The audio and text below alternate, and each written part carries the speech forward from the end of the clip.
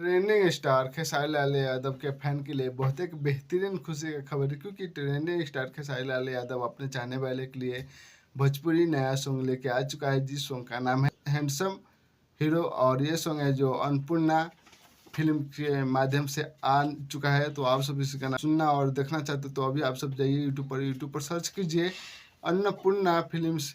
उस पर जाके आप सब इस गाना को फुल्ली देख सकते हैं और सुन सकते हैं। तो अभी आप सब जाइए यूट्यूब पर सर्च कीजिए handsome hero Khesari Lal Yadav song. उस गाना को देखिए और सुनिए। और इसका जो राइटर है अखिलेश कश्यप है और इसका जो म्यूजिक डायरेक्टर है विकास यादव है।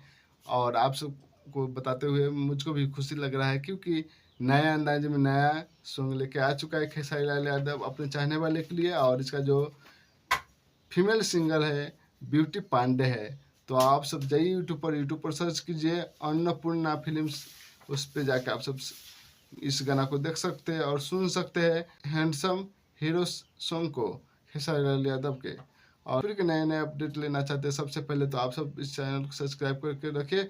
हमेशा सबसे पहले आप सबके लिए मैं भोजपुरी के नए नए अपडेट लेकर आता रहता हूँ।